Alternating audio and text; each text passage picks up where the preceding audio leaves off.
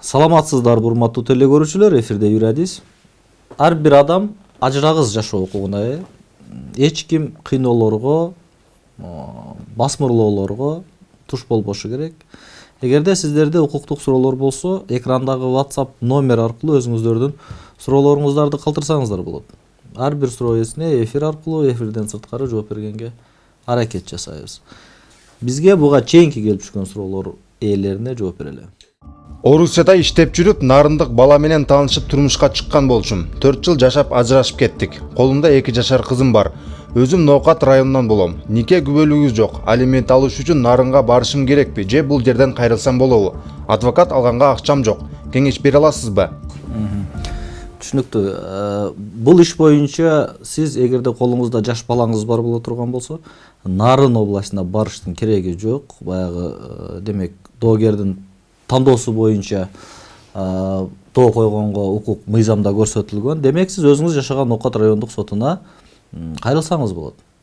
Ал эми соттун чечими чыккандан кийин ал чечимге атайын аткаруу барагын жаздырып, анда деле ошол доогердин демек жоопкердин жашаган жерине Нарынга барып олтурбай, бул жерден соттук аткаруучулар кызмат бөлүмүнүн дарегине почта аркылуу арыз жазып жөнөтсөңүз, алар сиздин арызыңызды кабыл алып, аткаруу өндүрүшүн демек алып барышат. Ал эми адвокат боюнча бул учурда сизге мындай соттук коргонууда адвокат албасаңыз болот, өзүңүз арыз жазып.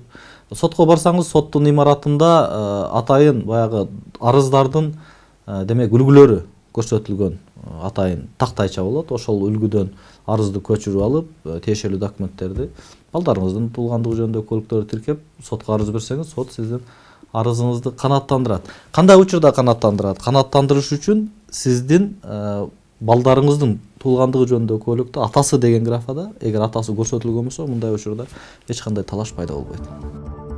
Кыргыз Республикасынын Жарандык процесси кодекси 31 берене доогердин тандоосу боюнча сотко караштуулук, жашаган жери, жайгашкан жери белгисиз же болбосо Кыргыз Республикасында жашаган жери жок жоопкерге карата доолор Кыргыз Республикасындагы анын мүлкү турган жер боюнча же белгилүү акыркы жашаган жери же жайгашкан жери боюнча коюлушу мүмкүн. Юридикалык жактын филиалынын же өкүлчүлүгүнүн иш аракетинен келип чыгуучу доолор доогер тарабынан филиалдын же өкүлчүлүктүн жайгашкан жери боюнча да коюлушу мүмкүн.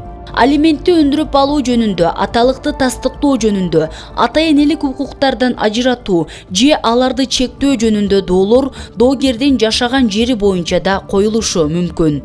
Майып болуудан же ден соолугуна башка зыян кылуудан, ошондой эле баккан адамынын өлүмүнөн улам келтирилген зыяндын ордун толтуруу жөнүндөгү доогердин тарабынан анын жашаган жери боюнча же зыян келтирилген жер боюнча да коюлушу мүмкүн.